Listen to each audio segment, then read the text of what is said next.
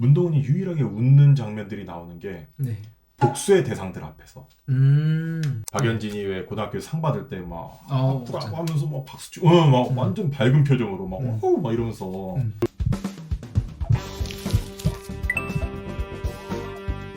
안녕하세요. 멘탈 탄탄입니다. 더 글로리 네. 두 번째 이야기. 저번에 오진 선생님이 스타트를 너무 잘 끊어주셨어요.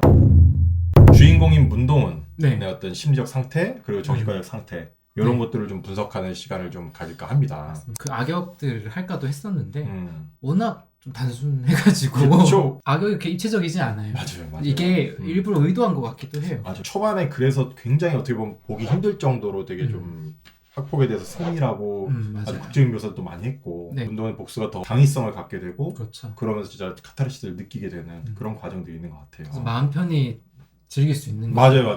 마음 편히 정말. 쟤들도 무슨 사정이 있었을까 이런 생각을 안 하게 되잖아요. 그런 게 전혀 안 나오고 그냥 확폭을 했던 거기 때문에. 그렇죠. 그래서 이 문동은에 대해서 한번 살펴볼까 싶어요.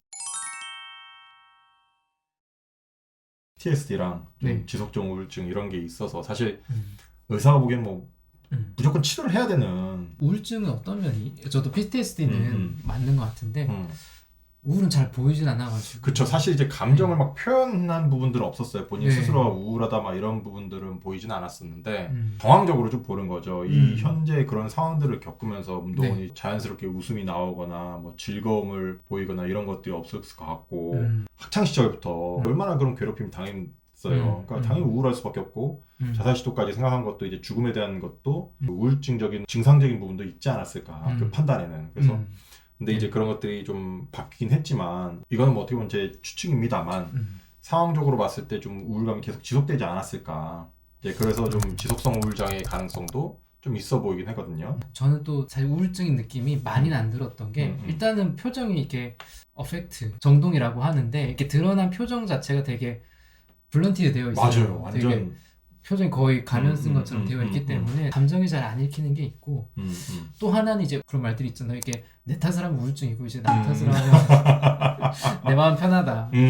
그것처럼 이제 자기에게 귀인을 해서 자책을 하거나 이런 부분은 문동은한테 사실 없는 것 같아요. 뭐 상황도 너무 분명하기도 했고 문동은은 거기다가 이제 내가 뭐 약해서 이런 이유를 짓는 사람이 아니고 그래서 자기를 비난하거나 이런 게 없고 오히려 복수 쪽으로 쭉 가잖아요. 관련된 일에 대해서 원인을 찾는 게 본인에 대해서 찾으면 이제 좀 더 우울로 갔을 텐데 오히려 이게 남쪽을 사실은 그게 실제로 맞는 거였고 타인을 봤기 때문에 이렇게 좀 흘러가지 않았을까? 만약에 자기 귀인을 해서 자책을 많이 하는 경우였다면 좀 더 무기력감도 많았을 거고 그래서 그러한 일들을 많이 못했을 것 같아요. 복수를 준비하는 게. 그럴 수 있죠. 그때 당시에는 좀 그런 우울증적인 요소들이 좀 있었을 수 있을 것 같아요. 그쵸. 상황이 시절에. 너무 가혹하긴 했어요. 맞아요. 아무 지지 체계도 없고. 그러니까 그 부모조차도 방임할 정도였으니까 이제 지금 상황 물론 에너지를 짜고 있으니까 사실 그런 부분이 좀 배제된 것 같이 보이긴 하는데 그 기저에는 스스로도 굉장히 좀 힘들어하고 울고 있지 않을까 그런 생각도 좀 들어요. 사실은 지금 같은 묘사로는 우리가 우울증을 사실은 한다는 건 저도 조금 이제 어떻게 보면 오버해서 생각한 걸 수 있는데 추정이죠. 뭐 사실 뭐 환자를 면담해야 우리도 알 수 있는 건데 맞습니다. 보면서 많이 고민을 많이 했거든요. 문동은이 만약에 복수를 하기 전에 진료실로 들어왔다 어떻게 해야 되지? 그래서 저도 보니까 너무 이해가 가거든요. 그렇죠. 어떻게 하실 것 같으세요? 대한민국이 또 법치국가니까 사적 복수를 허용하지 않잖아요. 네네.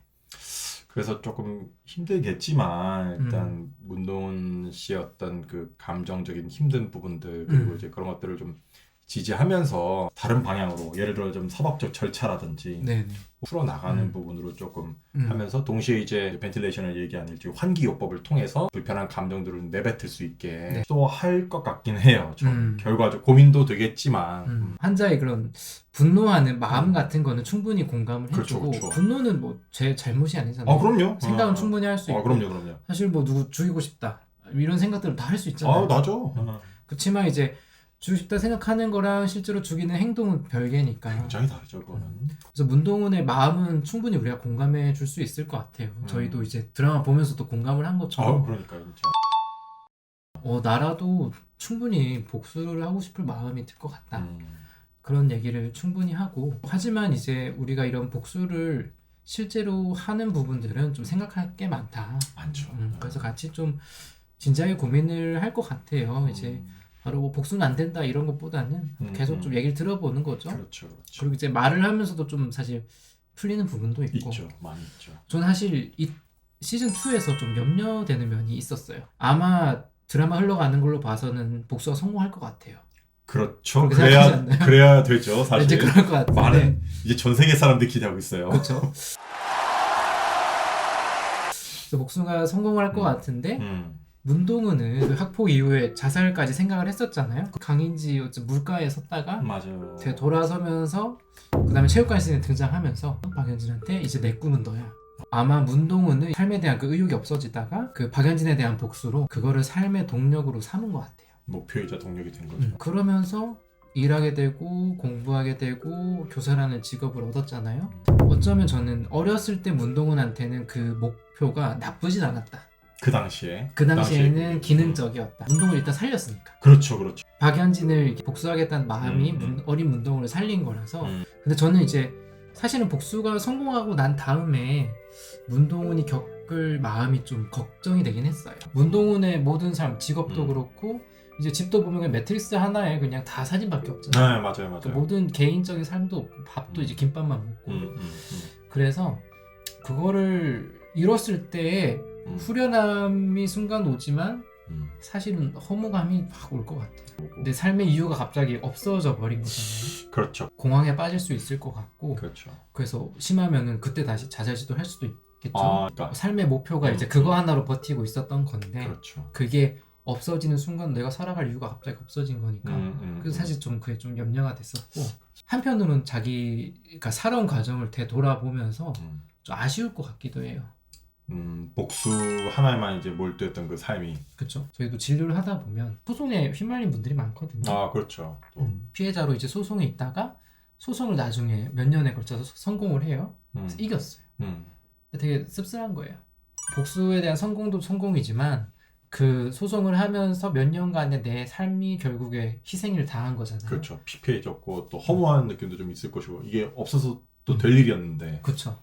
더 불쾌한 거죠. 이 그렇죠. 사람이 내 몇 년의 삶까지 또 앗아갔다는 생각이 드니까. 그래서 문동은은 이제 복수를 했지만 내 이런 또 그동안의 삶들도 없어진 부분들이 상당히 좀 아쉽지 않을까.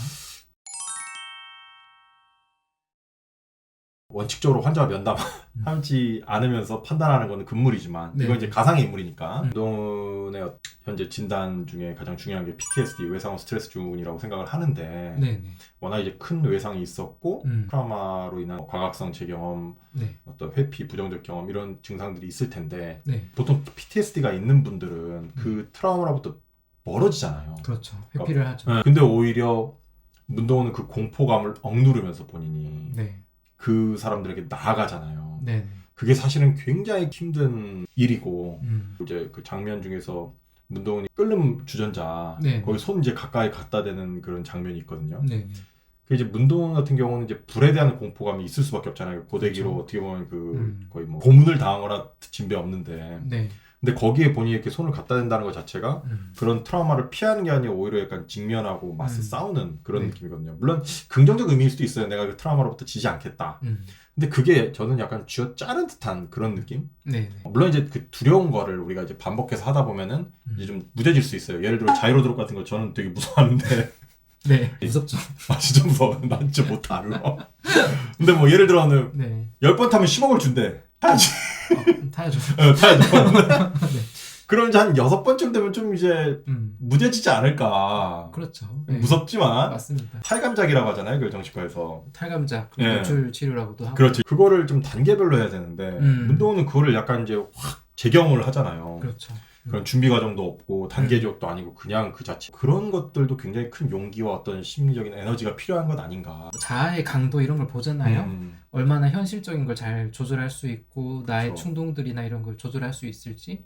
근데 문동은은 되게 자아가 센 것 같아요. 어떻게 보면은. 맞아요. 일단은 첫 번째로 자아가 기능했던 거는 이제 죽으려고 했을 때 나를 막았잖아요. 그렇죠. 복수라는 걸로 나를 막았고 또 잘해요.